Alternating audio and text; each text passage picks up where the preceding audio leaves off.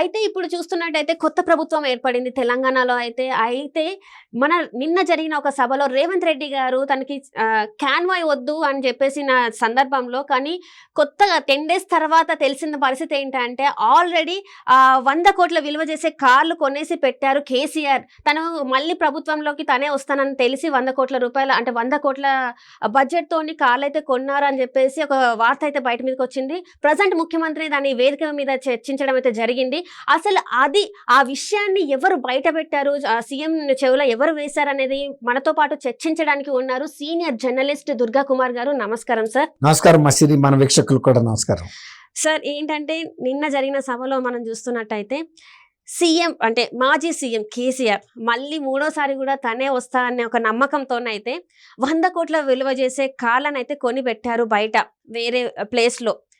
కానీ ఇక్కడ ఏం చూస్తే అన్ని చేంజెస్ అయిపోయాయి. తీరా కట్ చేస్తే మన సీఎం పదవిలో రేవంత్ రెడ్డి గారు కూర్చోవడం జరిగింది. అయితే ఇక్కడ ఏంటంటే తన కాన్వాయ్ వద్దు, ఉన్న కాలాన్ని బాగా చేపించుకుందామని చెప్పుకొని తను ముందే చెప్పారు. కాకపోతే ఒక అధికారి మాత్రం లేదండి ఇట్లా జరిగింది, 22 కార్లు అయితే మేము కొన్నాము, మళ్ళీ కేసీఆర్ ప్రభుత్వం వస్తుందని చెప్పేసి కేసీఆర్ కొన్నారని చెప్పేసి దాని విలువ ఇది అని. అసలు ఇది ఇంతవరకు ఇందులో వాస్తవం ఉందంటారా లేదంటారా సార్? ఇది 100% వాస్తవమేనమ్మా. 100 కోట్ల విలువ చేసే కార్లు కొన్నారంటారు. 22 రేంజ్ రోవర్స్ కార్లు కొన్నమాట వాస్తవం. రేంజ్ రోవర్స్ అది ప్రైమ్ మినిస్టర్ వాడే కారు కాన్వాయ్ లో వాడతారట. అంటే మనకి ఇక్కడ వాడొద్దని నేను అంటలేదు, కానీ అంత రహస్యంగా దాయాల్సిన అవసరం ఏంటి? తర్వాత 3వ సారి కూడా తనే చీఫ్ మినిస్టర్ అవుతా అనే ఒక నమ్మకంతో కొన్నాడు ఆయన. ఇక ఆయనకి ఏమాత్రం కూడా అపనమ్మకం లేదు నేను గెలవలేను అని. నేను గెలుస్తున్నా కాబట్టి కొత్త ఇది సచివాలయం కట్టాను, అంబేద్కర్ బొమ్మ పెట్టాను, నాకున్న ప్రగతి భవన్ పెద్ద ఎస్టేటు కాబట్టి దానికి తగ్గ రేంజ్ రోవర్ లో ఇది పెట్టుకుంటే కాన్వాయ్ అది ఒక నేషనల్ హెడ్స్ పెట్టుకుంటారు అన్నట్టు. ఒక స్టేట్ హెడ్ గా మరి ఆయన ఏమనుకున్నా అంటే రిచ్ స్టేట్ కి నేను చీఫ్ మినిస్టర్ అని కేసీఆర్ గారు అనుకున్నాడు. కానీ రేవంత్ రెడ్డి గారు వచ్చేటప్పటికి దాదాపు 6.5 నుంచి 7 లక్షల కోట్ల రూపాయల దాకా అప్పులున్నాయి. ఈ పరిస్థితి గుండె గుబేల్ మంది ఎవరికి? రేవంత్ రెడ్డి గారికి ఇంత అప్పుల భారం పడింది. మనం ఇంకా ప్రజలకు అనేక హామీలు ఇచ్చాము, ప్రభుత్వాన్ని నడపటం ఎట్లా, తర్వాత అవతల కాళేశ్వరం ప్రాజెక్ట్ చూస్తేనేమో దాని పరిస్థితి బాగాలేదు, ఇప్పుడు పరిస్థితి తెలియదు, దానికి ఎంత రిపేర్లు పెట్టాలా, అసలు పనికొస్తా రాదా, ఇన్ని అవస్థల్లో ఉన్నాడు ఈయన. అప్పుడు ఆయన ఏం చెప్పాడంటే, అంటే నేను కొత్త కాన్వాయ్ నాకు అక్కర్లేదు, తెలుసు ఆయనకి ఇది మినిమం 50 కోట్లు రేంజ్ రోవర్ కాకపోయినా ఇంకొక రకమైన కొన్నా 50 కోట్ల దాకా అవుతుంది. ఇప్పుడు మనం రాష్ట్రం ఆర్థికంగా అప్పుల్లో ఉండి మొన్నే కదా శ్వేతపత్రాలు ప్రకటించారు కదా అనుకుని ఆయన 2 సార్లు ఫస్ట్ వచ్చినప్పుడే చెప్పాడు కాన్వాయ్ కొత్తగా మీరు పెట్టొద్దని. పెడతా అంటున్నప్పుడు అప్పుడు చెప్పలా రెడీగా ఉన్నాయని. కొనాలేమో ఎందుకులే ఇదంతా అని ఆయన ఉండాటిని బాగు చేయండి, చీఫ్ మినిస్టర్ గా వాడే కారుని మాత్రం నా సొంత కారుని తెచ్చుకుంటాను ఇక్కడికి, కాబట్టి మీరు దాని గురించి ఏమి ఇబ్బంది పడొద్దు, ప్రజల డబ్బుని దుర్వినియోగం చేయొద్దని చెప్పాడు. అప్పుడు దాకా కూడా వాళ్ళు సైలెంట్ గానే ఉన్నారు. 10 రోజుల క్రితం అంటే దాదాపు ఆయన గెలిచి దాదాపు 1 month కూడా అవుతున్నట్టుంది, 25 రోజుల్లో. 10 రోజుల క్రితం ఒక ఆఫీసర్, ఆయన ఏ స్థాయి అధికారిని చెప్పలా, ఏ స్థాయి అయినా ఆయన రాష్ట్ర స్థాయి అధికారి మాత్రం ఉంటాడు. ఎందుకంటే చీఫ్ మినిస్టర్ కి అంత దగ్గరగా వెళ్ళి చెప్పాలంటే ఎవరైనా IAS అయి ఉండాలి, ప్రోటోకాల్ డిపార్ట్మెంట్ లో వ్యక్తి అయినా అయి ఉండాలి, లేదంటే ఫైనాన్స్ డిపార్ట్మెంట్ కి సంబంధించిన సెక్రటరీ అయినా అయి ఉండాలి. ఈయన మాటకి చెబుతున్నాడు. ఎన్నాళ్ళు దాస్తారు? అది కొన్న మాట వాస్తవం, విజయవాడలో ఉన్నాయి. అది ఎవరింట్లో దాశారు, ఎందుకు విజయవాడలో దాశారో తెలీదు.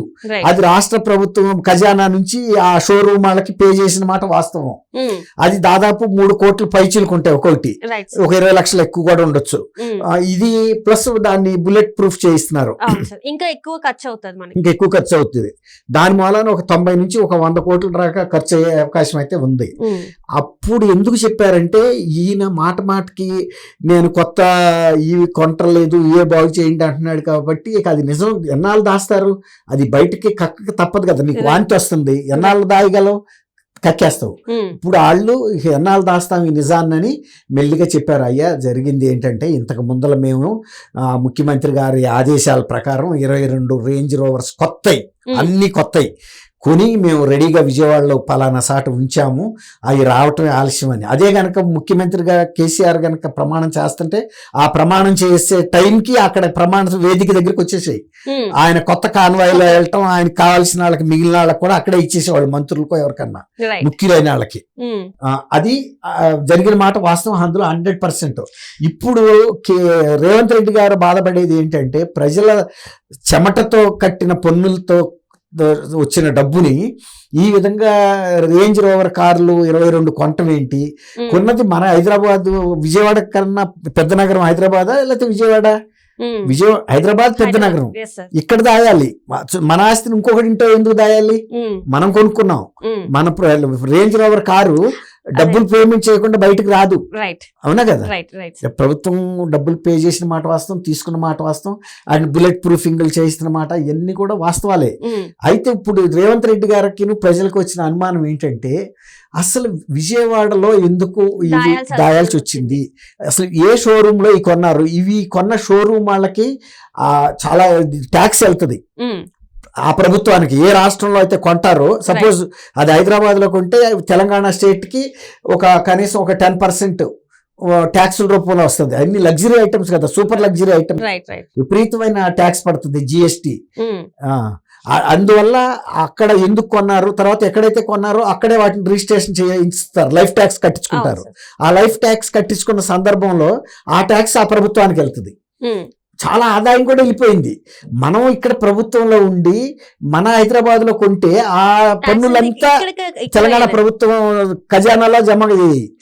విజయవాడలో కొన్ని ఉంటే విజయవాడ ఆంధ్ర మనకు వ్యతిరేకం అని ఉద్యమమే చేసి వెళ్ళి ఈ ప్రజల డబ్బు తీసుకెళ్లి ఆ ప్రభుత్వానికి కట్టడం ఏంటి అనేది ఒక పెద్ద నైతిక విలువలకు సంబంధించిన ప్రశ్న. అది ఇప్పుడు రేవంత్ రెడ్డి గారు దాన్ని శోధిస్తున్నాడు. ఏ షోరూమ్ లో కొన్నారు, తర్వాత లైఫ్ ట్యాక్స్ ఏ స్టేట్ కి కట్టారు, ఇవన్నీ కూడా డీటెయిల్స్ బయటకు వస్తే ఆయన బహుశా ప్రెస్ కూడా రిలీజ్ చేస్తాడు. ఇదే రహస్యమైన విషయం కాదు, ప్రజల డబ్బుతో కొన్న డబ్బు. ఒకవేళ ఇది కేసీఆర్ నిజంగా చేశారు అనుకుంటే కేసీఆర్ మీద ఏమన్నా కేసు పెట్టే ఉంటాయి అసలు సిచ్యువేషన్స్? ఇప్పుడు మన చంద్రబాబు నాయుడు గారి మీద పెట్టారు కదా మా skill development case. Skill development case కన్నా వరస్ట్ కేసు ఇది. ఎందుకంటే ఇది ఒక 100 కోట్ల రూపాయలు ఆల్రెడీ ఇక్కడ ఉంది, దాన్ని ఏమంటారు కాన్వాయ్ ఉన్నప్పుడు మళ్ళీ ముందే ఏ ప్రభుత్వం వస్తుందో తెలవకుండానే కొనటం ఎందుకు? ఇప్పుడు వచ్చే ముఖ్యమంత్రి కొనుక్కుంటాడు కదా తనకి నచ్చిన బడ్జెట్ లోను. ఇప్పుడు మరి 100 కోట్ల రూపాయలు బాధ్యతారహితంగా ఎవరో ఒకరు సంతకాలు పెట్టకుండా అయితే ఆ ఫైల్ మూవ్ అవ్వదు కదా. ఆ మూవ్ అయిన వాళ్ళందరి మీద ఆర్థికంగా చర్యలు తీసుకోవాల్సి వస్తుంది, ఆర్థిక శాఖ కార్యదర్శి మీద కూడా ప్రత్యేకంగా తీసుకోవాల్సి వస్తుంది, ప్రోటోకాల్ డిపార్ట్మెంట్ కి సంబంధించిన వాళ్ళ మీద కూడా. ఎందుకంటే ఇది చాలా ఒక రకమైన కుంభకోణమే, ఇది కూడా కుంభకోణం. ఎందుకంటే అంత అవసరం ఉంది. ఎలక్షన్ వచ్చి ప్రభుత్వాలు మారుతున్న టైంలో కాన్వాయ్కి వచ్చిన తొందర ఏముంది? కాన్వాయ్ ప్రస్తుత ముఖ్యమంత్రి వచ్చి ఆయన ఒక రాజు, తెలంగాణ సంస్థానం, సో రాజుకి కావాలి కాబట్టి ఆయన ఎప్పుడు కూడా ఆయన అదే అంటాడు కదా సార్, నేను ఒక రాజుని అని చెప్పేసి. సో ఆయన దొర కాబట్టి, దొర ఇలాలి కాబట్టి, దొరకి ఇంతకుముందు ఎడ్ల బండ్లు ఉండేటివి, ఇప్పుడు కాన్వాయ్లు రిచ్నెస్ కోసం. అది రైట్, బాగా చెప్పామ్మా Siri. Right sir, right. Thank you so much sir. ఇది వాటి చర్చ.